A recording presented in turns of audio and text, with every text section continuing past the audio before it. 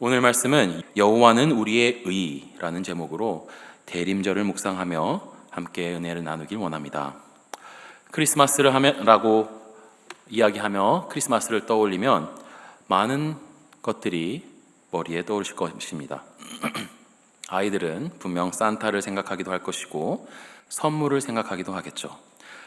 젊은 층은 크리스마스가 주는 영롱한 분위기를 생각하며 사랑하는 이와 함께하는 모습을 떠올릴 수도 있습니다. 저도 이 부분을 좀 준비를 하면서 좀 생각을 해봤는데 저는 아무리 고민을 해도 중고등부 수련회 준비밖에 생각이 나지 않더라고요. 근데 제가 조금 더 이제 생각을 해보니 어렸을 적에 선교지에서 외국 선교사님들이 어린이들을 위해서 준비하신 그런 크리스마스 이벤트가 갑자기 생각이 났습니다. 아이들은 목자들처럼 이제 수건을 머리에 두르고 이제 띠를 하나 해서 이 이벤트 장소에 가서 이 크리스마스 성탄절 그런 이야기를 들려주는, 그리고 또 그걸 약간 직접 이렇게 보여주는 그런 것에 갔던 것이 기억이 있습니다. 이제 그것은 이제 생각하면 참 인상적이었는데, 누가복음에는 하나님께서 이 목자들에게 그리스도의 오심을 먼저 알려주셨습니다. 목자라는 직업은 우리에게는 익숙한 직업은 아닙니다. 하지만 교회에서 많이 들어서 그 단어 자체는 매우 익숙하고 친근하게 들리기도 합니다. 하지만 그 당시 그 예수님의 탄생을 알려주었던 그 목자들, 그것을 들었던 그 목자들은 그 시대에서는 괴팍하고 사회적으로 믿지 못할 만한 그런 존재로 인식이 되어 있던 그런 시절이었습니다. 그런데 이 세상의 구원자 메시아의 오심을 하나님께서 목자들에게 먼저 알려주셨던 것입니다. 왜 그러셨을까요? 분명 그 이유는 우리 구주의 오심에 대한 뉴스는 어느 특정 부류의 사람을 위한 것이 아니라, 강하고 부유한 사람들만을 위한 것이 아니라 사회적으로 소외되고 있는 이런 목동들과 같은 이들에게도 기쁜 소식이라는 것을 알리기 위함이라는 것을 알 수 있습니다. 모두를 위한 기쁜 소식이라는 것이죠. 우리는 메시아의 오심이 왜 모두에게, 특히 사회적 약자며 그들의 직업으로 인해서 사회적으로 소외를 당할 수밖에 없는 그런 자들에게조차 기쁜 소식인지를 오늘 본문인 예레미야 33장에서 볼 수가 있습니다. 오늘 본문의 배경으로 잠시 들어가 보기 위해서는 이 예레미야 선지자에 대해서 잠시 나누길 원합니다. 예레미야는 어린 나이 때부터 선지자로 하나님께서 부르셨으며 그는 남유다에서 사역을 했습니다. 예레미야는 남유다가 바벨론 제국에게 점령되기 직전과 그 이후의 사역이 맡겨졌던 그런 선지자였습니다. 그는 4명의 유다 왕들을 섬겼습니다. 첫 왕은 우리가 잘 알고 있는 요시야 왕이었습니다. 그는 참 좋은 왕이었죠. 하지만 그 이후의 왕들은 모두 악한 왕이었습니다.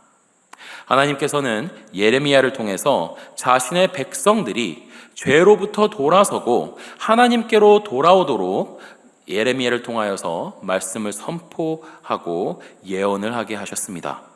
죄에서 돌아서지 않으면은 하나님께서는 바벨론이란 나라를 하나님의 도구로 사용하셔서 너희를 심판하실 것이다. 그 전에 우리 여호와께로 돌아가자. 이렇게 예레미야는 선포를 했던 것이죠.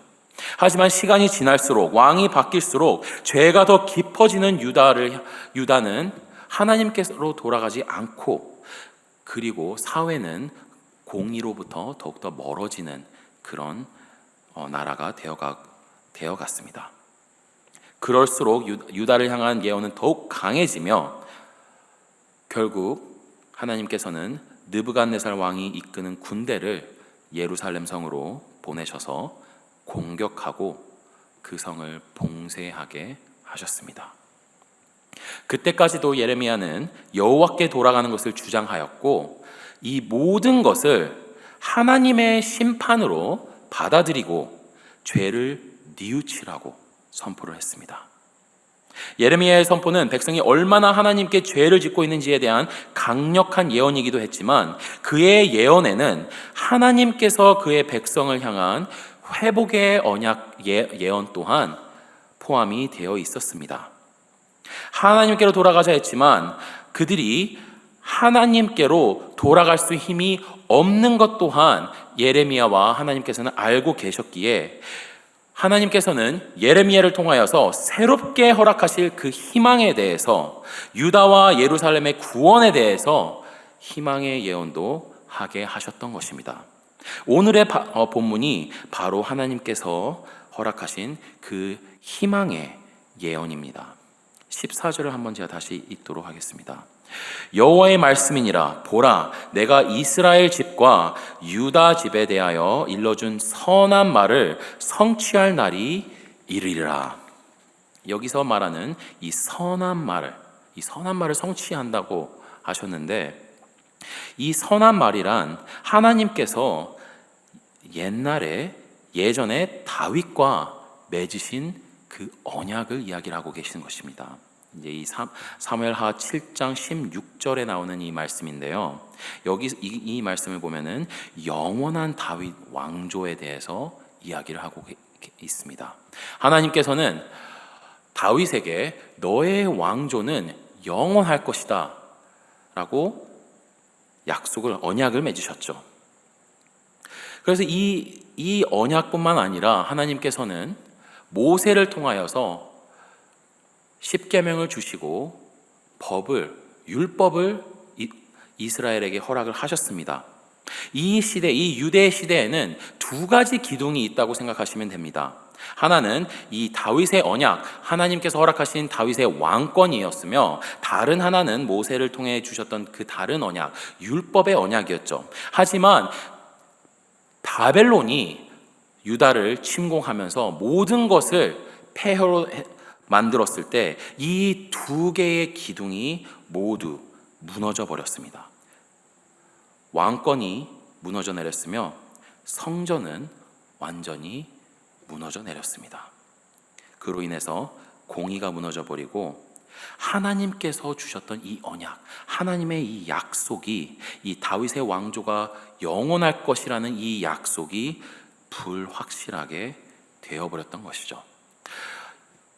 이사야 선지자는 이 왕권이 무너진 것을 예언하면서 잘린 나무 뿌리로 표현을 했습니다.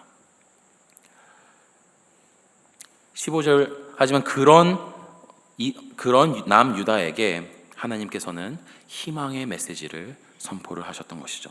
15절을 한번 보도록 하겠습니다. 그날 그때에 내가 다윗에게서 한 공의로운 가지가 나게 하리니 그가 이 땅에 정의와 공의를 실행할 것이라. 여기서 보시면은 다윗에게서 한 공의로운 가지가 나게 하리니 라고 표현을 하고 있습니다. 앞서 제가 말씀드렸던 것처럼 다윗의 왕권이 하나의 큰 나무였다면은 이 바벨론의 공격으로 인해서 그 왕권, 그 나무로 상징되는 그 다윗의 왕권이 잘려 나간 것으로 우리는 이것을 볼 수가 있습니다. 그런데 그 잘려 나간 그 나무 뿌리에 새로운 공의로운 가지가 날 것을 하나님께서는 예언을 하고 계신 것입니다. 여기서는 그 나무와 뿌리라는 이 메타포를 사용을 하고 있지만 그 다음 부분에서는 어느 특정 인물이 이 가지라고 나타내고 있습니다. 이 가지인 그 사람은 바로 유대인들이 기다리는 그 메시아 상인 것입니다. 이 메시아를 통해서 하나님의 정의와 공의가 다시 실현이 될 것이고, 이 무너진 예루살렘이란 도시는 다시 하나님 안에서 세워져서 하나님은 우리의 공의이시다, 하나님은 우리의 의이시다 라고 표현될 정도로 모든 것이 다시 회복될 것이다 라고 하나님께서는 예언을 하고 계시는 것입니다. 메시아의 오심은 이 무너진 왕조가 다시 살아나는 것이며 하나님께서 허락하셨던 그 성전이 회복되고 구약에서 집중한 이 땅의 회복을 의미하는 것입니다. 예레미야는 이 백성들이, 이 남유다 백성들이 바벨론으로 포로로 끌려가지만 70년이라는 세월이 지나면은 하나님께서 그들을 다시 돌아오게 하시며, 그리고 이 모든 예언들이 일어날 것이다 라고 말을 했습니다. 하지만 우리는 이 예언이 완전히 되지 않았다는 것을 알고 있습니다. 역사적으로는 그 시리우스라는 페르시아 왕이 공포를 해서 모든 유대 백성들이 다시 돌아갈 수 있게 됩니다. 에스라서와 느헤미야서가 바로 그 이야기죠.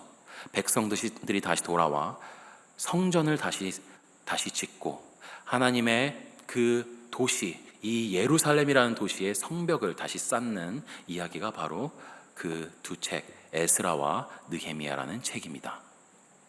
하지만 정말 영광스러울 것 같은 그 모습이, 그리고 하나님께서 다시 임재하실 것이다, 하나님께서 우리 성전으로 돌아오셔서 우리의 선대들이 이어왔던 그 왕조와 그리고 그 모든 제사와 성전의 그런 모든 것들이 다시 회복될 것이다 라고 생각을 했는데, 성전을 하나님께 올려드렸을 때 아무 일도 일어나지가 않았습니다.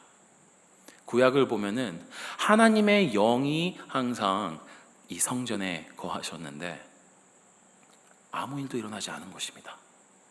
그리고 느헤미야서가, 이제 우리 성경에는 좀 구약의 중간 정도에 있지만 히브리 성경을 보면은 거의 끝에 있습니다. 구약의 끝이 바로 이 느헤미야의 이야기인데, 느헤미야 이야기조차도 조금 이상하게 마무리가 됩니다.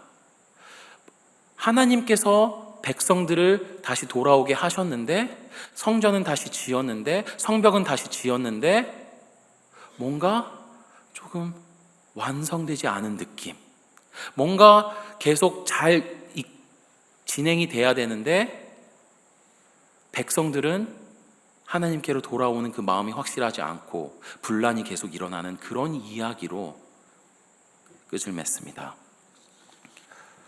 그것을 보면은 이 예레미야가 했던 이 예언은 비록 조금은 진행이 되었지만 완성이 되지 않았다는 것을 우리는 알 수가 있습니다. 그 뜻은 이 예레미야의 예언은 아직도 현재 진행형이라는 것이죠. 이 다윗을 통해서 나타날 그 공의로운 가지, 그 가지는 우리 모두가 예수 그리스도, 이 메시아인 예수 그리스도임을 알고 있습니다. 그래서 이 공의가 어떻게 나타날 것이냐, 그것은 바로 예수 그리스도께서 오셔서 십자가에서 죽으시고 우리의 죄를 위하여서, 하나님의 백성의 죄를 위하여서 죽으시고 부활하실 것이라는 것을 말을 하고 있는 것이죠. 하지만 거기서 끝이 아닌 것입니다. 이것은 이 예레미야의 예언을 다시 시작하게 하신 것이고, 그 끝 마무리는 우리 예수 그리스도께서 다시 재림하신 날, 이 세상을 다시 심판하신 그 날을 말을 하고 있는 것입니다. 그 뜻은 우리가 이 대림절을 지금 보내면서 이 크리스마스의 말씀들을 묵상하면서 우리가 가져야 할 목적이 거기에 있는 것입니다. 바로 예수 그리스도께서 다시 오실 그 날을 바라보면서 거기서 주시는 하나님의 희망으로 살아가는 우리가 어떻게 하루하루 살아가야 할지에 대한 질문을 하고 있는 것입니다. 우리는 예수님께서 다시 오실 것이라는 것을 모두 믿고 있습니다. 하지만 그 진실이 성도 여러분의 삶에 어떤 영향을 끼치고 계신가요? 우리는 미래를 바라보면서 현재를 살아가야 하는 그런 하나님의 백성들입니다. 하지만 우리가 이 하나님의 예언, 즉 하나님의 정의와 공의가 언젠가는 실현이 될 것이라는 그 예언을 우리가 들었을 때 우리는 우리의 현재에서 이 공의가 얼만큼 중요한 그런 단어로 우리의 삶에 작용을 하고 있는가요? 우리는 과연 하나님 나라를 얼마나 바라보며 살아가고 있는 걸까요? 유대인들은 다시 돌아왔을 때 이 예레미야의 예언을 봤을 때 다시 그들이 하나님께서 회복해 주실 것은 이 새로운 왕을 회복해 주실 것이며 새로운 예배, 즉 새로운 성전을 허락해 주시며 새로운 그 이스라엘의 나라를 허락해 주실 것이라는 그런 믿음 하에 이 예언을 해석을 했습니다. 하지만 우리가 모두 알듯이 그것이 아니었습니다. 새로운 왕은 유대 백성들이 다시 되돌아갔을 때 새로운 왕은 없었으며 그들이 행했던 그 성전의 그 예배는 그 첫 하나님께서 허락하셨던 그때의 그 예배가 전혀 아니었습니다. 즉 하나님께서는 새로운 왕을 보내실 것이며 새로운 예배를 허락하시며 예수 그리스도 그 메시아를 통한 새로운 통치를 하나님께서는 예언을 하셨던 것이죠. 그렇기 때문에 우리가 이 예언을 봤을 때는 하나님의 통치가 하나님께서 예언하신 그 새로운 왕 예수 그리스도가 우리 삶에서 어떻게 통치를 하고 계시는지, 그리고 우리의 새로운 예배가 우리 삶에서 어떻게 나타나고 있는지, 그리고 우리 삶이 어떻게 예수 그리스도 중심적으로 통치를 받고 살아가고 있는지, 그리고 예수 그리스도께서 나타내실 그 공의가 우리에게 얼마나 중요한지를 우리는 생각을 하고 살아가야 하는 것입니다. 지금 우리가 현재 살아가고 있는 이 세상은 불의가 넘쳐나는 세상입니다. 하나님께서는 유대 백성들에게, 이스라엘 백성들에게 연약한 이들을 챙길 것을 말씀하셨었습니다. 하지만 우리 사회에서는 아직도 많은 불의가 나타나고 지금도 이스라엘과 그리고 유럽, 우크라이나에서는 아직도 전쟁이 일어나고 불의가 아직도 나타나고 있습니다. 그런 것을 보면은 정말 이 세상에 하나님의 공의가 나타날 그 날이 언제 있을 것인가 하는 그런 의문도 우리의 마음 가운데 나타날 수가 있습니다. 특히 요즘 많은 한국 정치 같은 뉴스를 보면은 참 공의라는 단어가 키워드 같이 많이 사용이 됩니다. 하지만 우리가 이 사회를 봤을 때, 미국이나 한국이나 그 어느 세상을 이 세상이 돌아가는 것을 봤을 때 불의가 아직도 많이 나타나고 있으며 공의가 어디 있는가 질문을 할 수밖에 없습니다.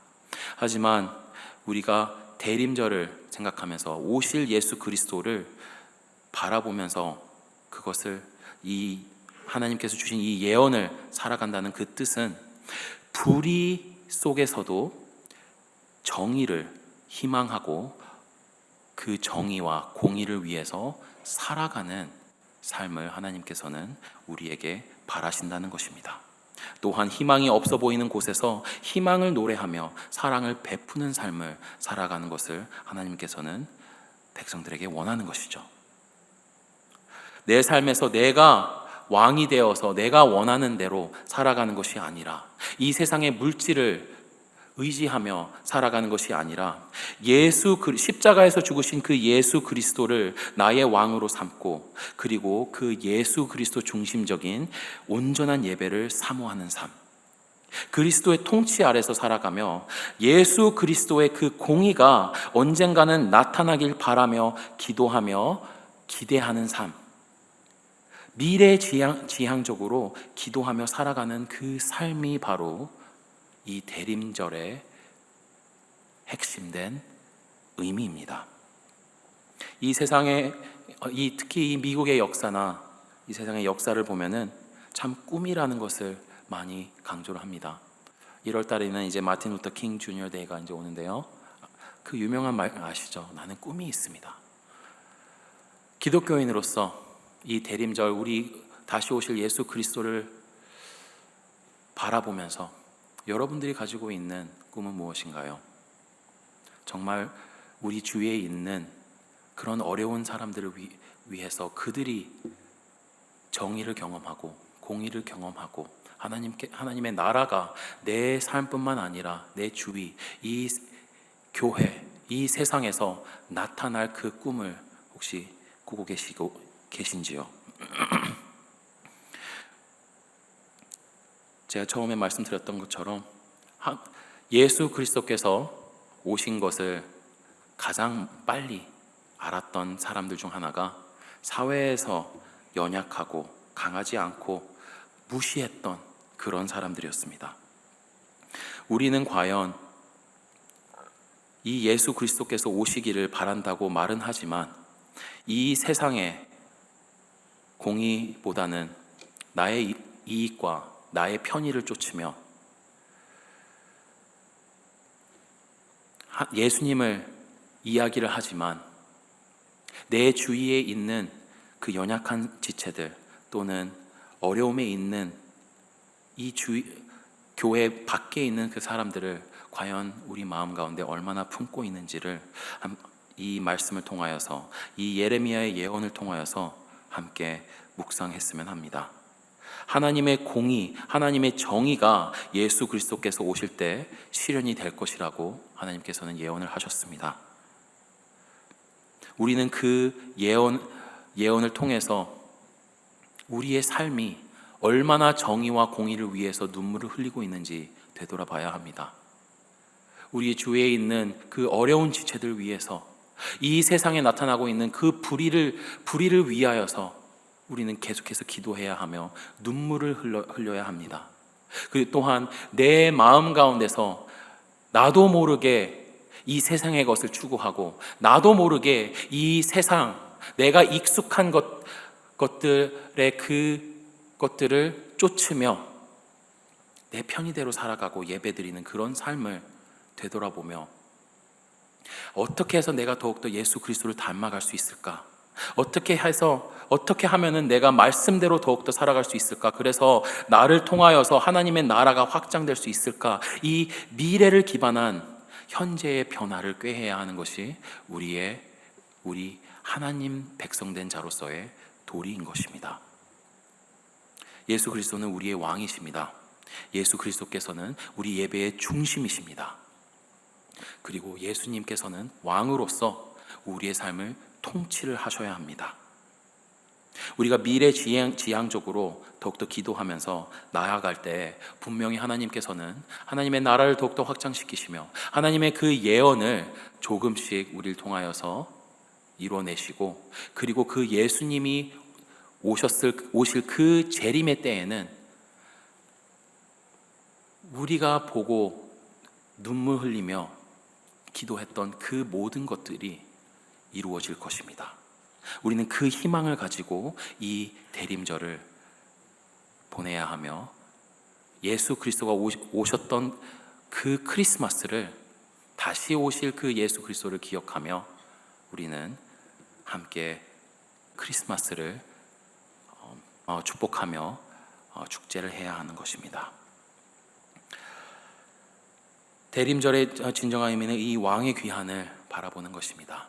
우리가 더욱더 하나님의 말씀을 통하여서 하나님께서 우리의 삶에서 무엇을 어떻게 살아가기를 원하신지를 더욱더 묵상하며 하나님의 공의와 정의가 나타나기를 함께 기도하시는 그런 성도 여러분들이 되시기를 주님의 이름으로 축원드리겠습니다. 우리 함께 기도를 드리길 원합니다. 이 대강절 특별 기도에 우리 위하여서 이제 우리가 함께 공동 기도 제목이 있는데요.